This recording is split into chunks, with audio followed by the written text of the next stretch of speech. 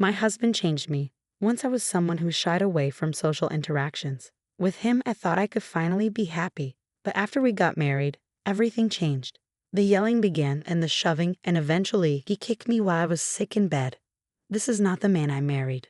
Love has turned into fear. I want to leave, but I'm too scared. Still, I know that if anything is going to change, it has to start with me. I need to speak up. Let's break up. My name is Scarlett. I'm 29 years old, and I've been married to Daniel for 2 years. I'm a housewife. I lost my parents when I was young, and my grandmother, who raised me, passed away when I was in high school. Since then, I've been afraid of getting close to anyone, because it hurts too much when they leave. I never had a boyfriend or close friends. I was always alone. But Daniel was different. He saw something in me that no one else did. I was annoyed by his persistence at first, but eventually I gave in, and he became the most important person in my life. That's how we ended up getting married 2 years ago. But now I'm starting to question if it was the right decision. Daniel changed after we got married. Within a few months, he started coming home less and less, often without telling me when he'd be back. He began criticizing me for the way I managed the house. Why isn't dinner ready? He'd ask coldly. When I explained that I thought he'd be late, he would sigh and give me a withering look. You're staying home on my dime and can't even manage the housework? What kind of wife are you? Then he'd grab his change of clothes and leave without another word. I started making dinner every night, even on the days he didn't come home. But sometimes he wouldn't return for a whole week. I couldn't stop wondering if he was tired of me or if he saw something in me he didn't like after we got married. I didn't want our sweet memories to be lies. I was terrified of being abandoned and alone again. My mind was a mess, and after 6 months of living like this, I decided that something had to change. I didn't want to be a burden on Daniel, and honestly, we were hardly even a married couple anymore. When Daniel finally came home, I asked him if he was considering a divorce. To my surprise, he looked shocked. That's not it, Scarlett. I've just been busy with work. I'm sorry for being cold lately. Please don't talk like that, he said, panic in his voice, and hugged me for the first time in months. I felt guilty for not considering how hard he was working. But if he didn't communicate, how could I understand his struggles? I asked him to keep me in the loop moving forward, to talk to me when something was bothering him. Of course, I promise, he said. Seeing Daniel smile brought me relief for the first time in a while. For a moment, our troubles seemed like a bad dream, and life returned to normal. Even though there were still days when Daniel didn't come home, he kept me updated, and just that alone started to make me happy again. However, a year after we got married, on our wedding anniversary, Daniel stood me up. He never showed up at the restaurant we had reserved.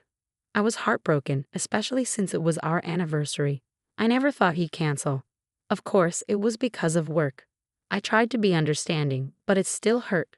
I wish he would have told me sooner. When Daniel finally came home the day after our anniversary and I told him how I felt, he glared at me. Why would you say something like that? Don't you see how hard I'm working? I do appreciate how hard he works, but I wanted him to prioritize our anniversary. When I expressed this, Daniel knocked the food off the table, shattering the dish. The sound echoed through the room. You're so selfish. Are you sure you're not just after my money? He shouted. Daniel's mother, Olivia, founded her own company where Daniel and his brother work. Many have pegged Daniel as the future CEO, and he had warned me before that gold diggers had targeted him in the past. The only one who really loves me is Scarlett, he once told me with a smile. And honestly, I've never once thought about his family's wealth. When I told him this, Daniel looked at me with disbelief. Then get a job. You got too much free time if you're complaining about me. You do it if you really love me, right? Would getting a job really solve this issue? I hesitated, but ultimately, I nodded. I didn't want Daniel to think I was with him for his money. And more than anything, I didn't want him to leave me. I began to question my sanity, convinced that Daniel's anger was my fault. So I found a full-time job, hoping that if I kept the house tidy before and after work, Daniel wouldn't complain. One day, Olivia contacted me. Scarlett, I heard you're working now. What happened? Weren't you planning to quit after getting married? She asked. I forced a smile and said I had time to spare. Olivia had always been kind to me since the moment we met. She was a busy CEO, yet she always checked in on me. I vividly remember the time we went shopping right after the wedding. She looked at me like I was a dream come true. Daniel used to have a sister who tragically passed away, and maybe that's why Olivia is so kind to me. Reach out if you're ever in trouble, she once said, her kind words nearly bringing me to tears. I never knew my parents, but I imagine this is how it feels to have a mother. Thinking about it warms my heart a little. I didn't want to cause any trouble for Olivia. Supporting her son Daniel was my role after all. But that was easier said than done, especially when Daniel hardly ever came home. Since I started working, he stopped handing over any money to me. We were getting by, but I couldn't help but wonder if this was okay. I found myself troubled by the same thoughts over and over. Nothing had changed since before. Just as I was contemplating this, Daniel came home after being away for a long time. "Did you say anything to Mom?" he asked, his voice tense. I told him about the call I received from Olivia. He seemed angry at first, but then smiled in relief when he found out I hadn't said anything to her. "That's my wife. Make sure to tell Mom we're getting along just fine, okay?" he said. I asked Daniel if we were really doing as well as he thought. "I can focus on my job as the future CEO because you handle things so well, Scarlett. Once you're the CEO's wife, I'll treat you to a lavish life," he said, clearly satisfied, but hearing that made my heart sink.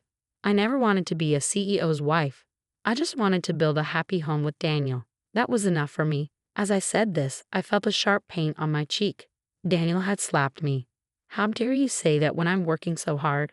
I married you, so just listen to me," he snarled. This wasn't the Daniel I knew. Tears started to flow, which only seemed to anger him more. "Wake me up when dinner's ready," he said, storming off to the bedroom. I made dinner while crying that night, eating a tasteless meal in silence with Daniel.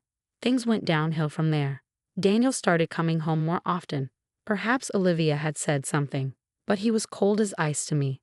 I thought about leaving him, but I didn't know if he would agree to a divorce. And what if he hit me again? Ever since that day, Daniel would poke or lightly kick me, and I found myself flinching whenever he raised his voice or hand. He even made me quit my job, even though it was his idea for me to work in the first place. Was it just to torment me? I had no idea what Daniel wanted from me. My sole focus every day was to avoid getting yelled at by Daniel. Amidst all this, Daniel invited me to Olivia's birthday party. "There will be a lot of people there, so don't embarrass me. Get your hair done and wear something appropriate," he instructed. Despite everything, I was looking forward to a break. Seeing Olivia would give me the strength to get through the days. But my luck ran out. I came down with a high fever on the day of Olivia's birthday. My temperature was 103 degrees, and it might even go higher. "I can't go to your parents' house," I told Daniel. As expected, Daniel yelled at me. "How could you get sick at a time like this? You're useless," he shouted. I apologized over and over, but Daniel kicked me repeatedly through the comforter. "I'm going ahead. Get ready and come to my parents' house," he ordered, insisting I attend despite my fever. I murmured that I couldn't go, but Daniel ignored me and left the house. If I didn't go, who knew what he'd do to me next? Desperate, I put on makeup, fixed my hair, and got ready. But every move was slow, and my foggy head made everything take too long. Before I knew it, over an hour had passed since Daniel left. Daniel called to rush me, annoyed that I hadn't arrived yet. "Get it together. Come to the celebration now. Are you trying to embarrass me?" he snapped. I quickly called a taxi and arrived at the in-laws' house, hoping this would prevent more scolding. But when I got there, the relatives and guests looked at me in disbelief. "Scarlett, what are you wearing?"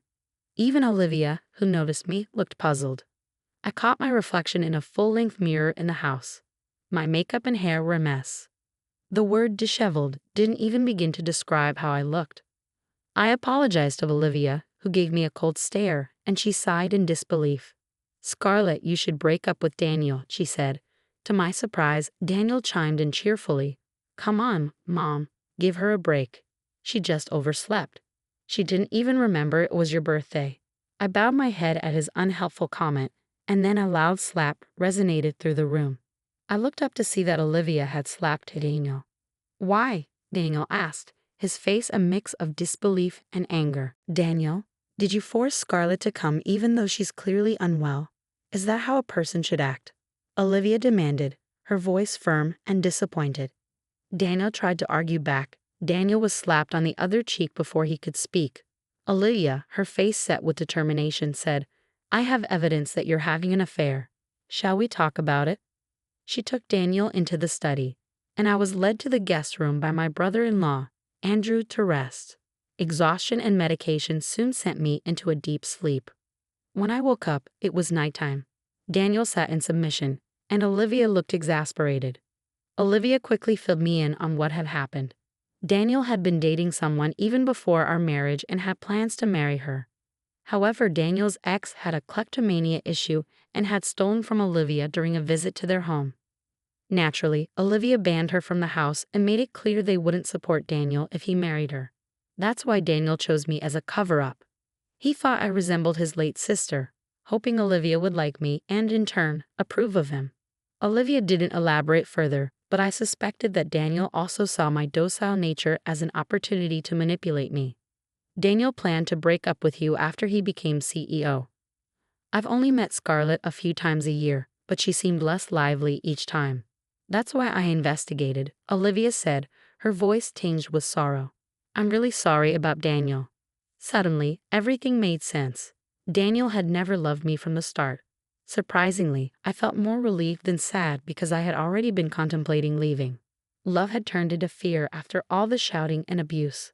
Olivia, I'm leaving him, I said firmly. Olivia nodded. Daniel, you'd better pay the alimony properly in court. Sign these divorce papers and this pledge. She demanded $50,000 in alimony and that I quit my job. Daniel was in disbelief as I tried to process the possibility of losing my job.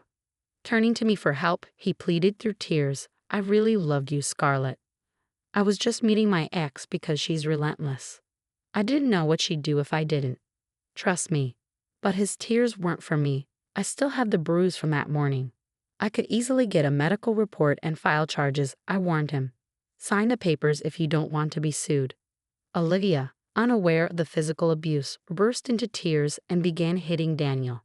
You're a terrible person. Don't ever come back home. We're done, she yelled.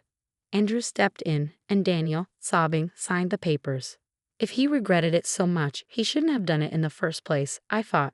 I wondered if I also had a part in this for putting up with it for so long. Watching Daniel cry, I vowed never to neglect my own feelings again. After the divorce, I focused on moving and job hunting. It was a hectic time, but Andrew helped me find a new place, and Olivia even referred me to a job. I was being pampered, really. I managed to find a job in my previous field and recently received a job offer based on merit after a proper interview, not connections.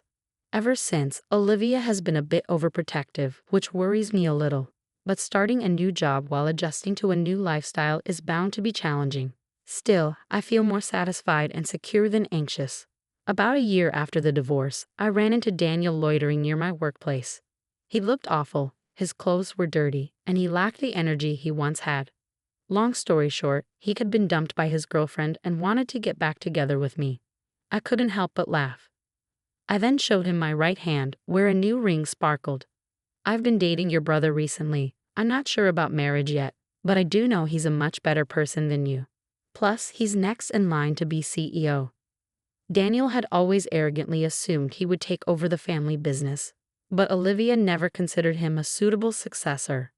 Being married to him was a struggle, but there's one thing I'm grateful for. He introduced me to a family where I'm truly cherished now. With a smile, I conveyed this to Daniel. He collapsed on the spot, falling to his knees and sobbing. That was the moment I felt truly glad to have left him. While I still can't contemplate marriage due to my history with Daniel, I've decided to trust those who supported me during my toughest times. From now on, I'll live being true to my feelings.